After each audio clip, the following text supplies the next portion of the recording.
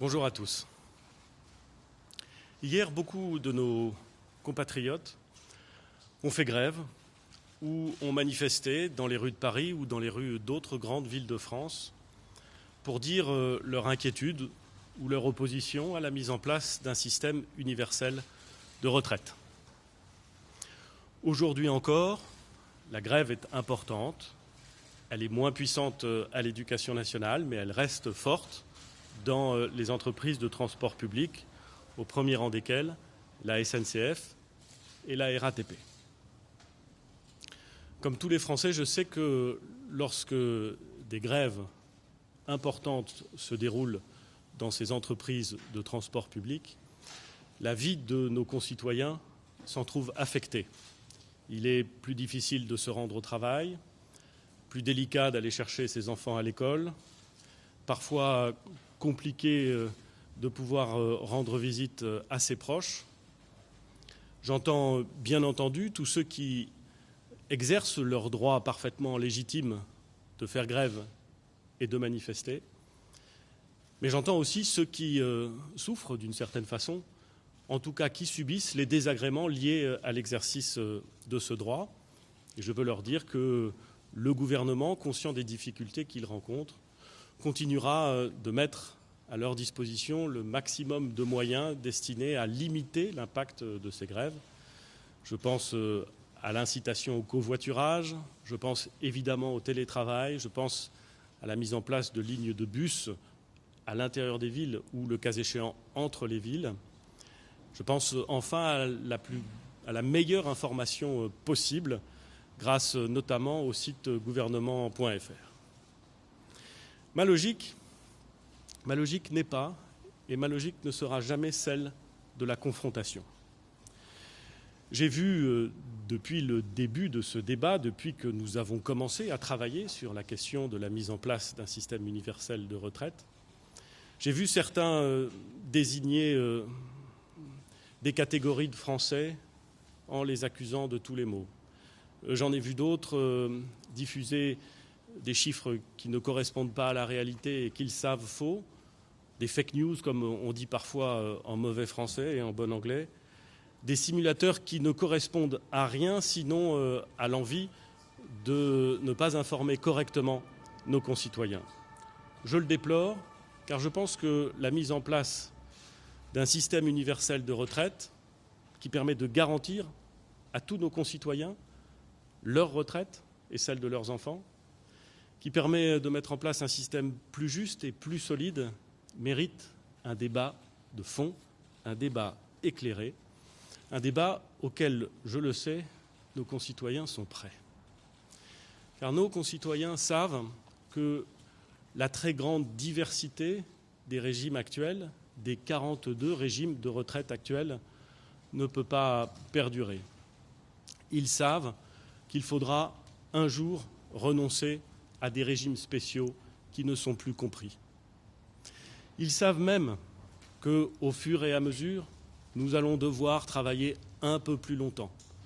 Je ne dis pas que c'est de gaieté de cœur, mais c'est ce qui se passe dans tous les autres pays comparables à la France.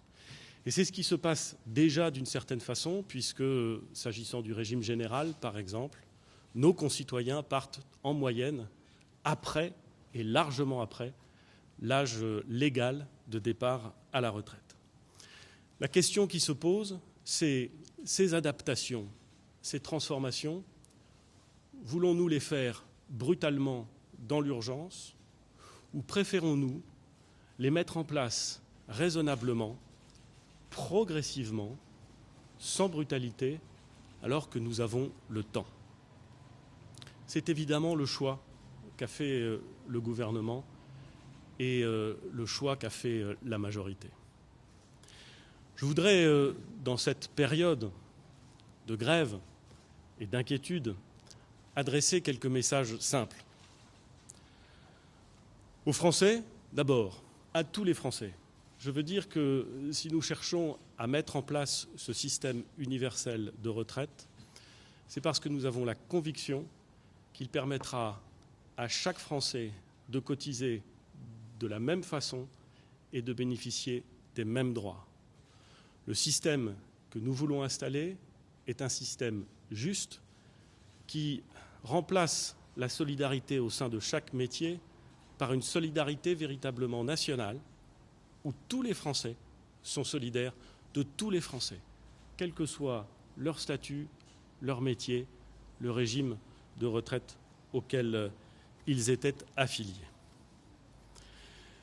Aux salariés des entreprises publiques de transport qui se sont fortement mobilisés hier et qui restent mobilisés aujourd'hui, je le dis tranquillement, la mise en place d'un système universel de retraite implique la disparition des régimes spéciaux.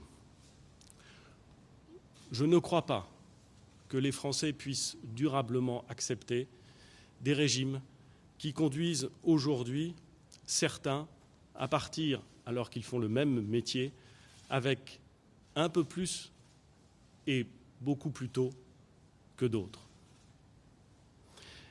Mais si je dis cela, je dis également à tous les personnels de la RATP et de la SNCF et à tous les Français qu'il ne serait pas raisonnable, pas acceptable, pas juste de changer les règles en cours de partie et de placer des femmes et des hommes qui, de bonne foi, parce que c'est leur droit, ont fait des choix de vie, des choix d'investissement, des choix d'organisation familiale sur le fondement d'un régime auquel ils pouvaient légitimement aspirer. C'est la raison pour laquelle j'ai indiqué, et je répète aujourd'hui, ma disposition totale pour faire en sorte que les transitions soient progressives. Progressives afin de ne pas être brutales. Nous le devons à chacun, c'est une affaire de justice individuelle et de justice sociale. Je rencontrerai dans quelques minutes le président de la SNCF et la présidente de la RATP. Et je suis persuadé qu'avec les organisations syndicales, nous trouverons le bon point d'équilibre qui permettra à la fois de rassurer les personnels sur leur avenir, sans renoncer à la volonté très ferme qui est la nôtre de projeter le pays dans le futur et de mettre en place ce système universel. J'ai vu également la mobilisation importante des enseignants et je comprends parfaitement les inquiétudes qu'ils formulent.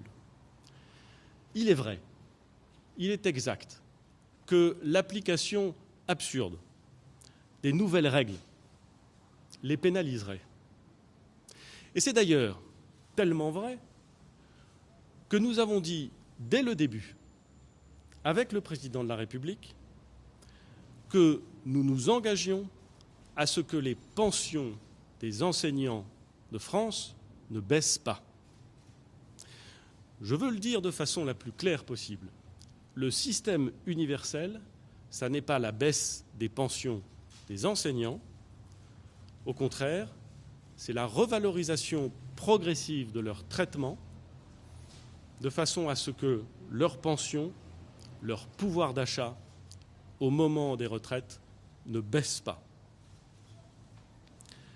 Un dernier mot. Je crois, et je l'ai toujours dit, au dialogue social.